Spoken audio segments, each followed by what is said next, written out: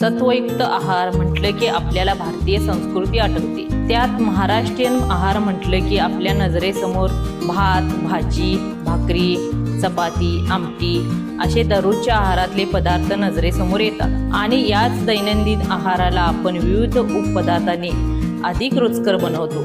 त्यामधीलच एक रुचकर पदार्थ ज्यामध्ये औषधी गुणधर्मही आहेत। हा पदार्थ कॅल्शियम युक्त आहे, तसेच त्वचेचे आरोग्यही या पदार्थाने सुधारते।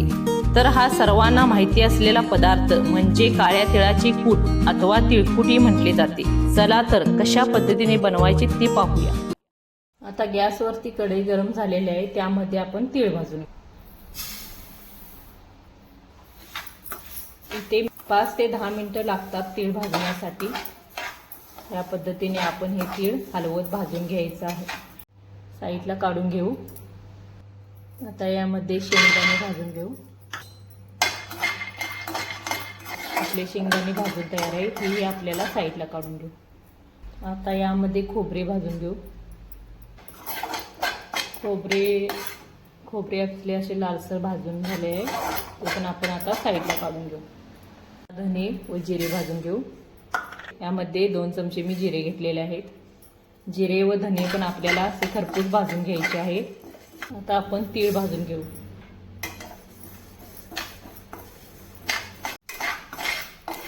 तीळ पण आपले भाजलेत, आता हेही आपण बाजूला काढून घेऊ। वाटण तयार आहे। यामध्ये आपल्याला 15 ते 20 लसणाच्या पाकळ्या घालून घेते मी।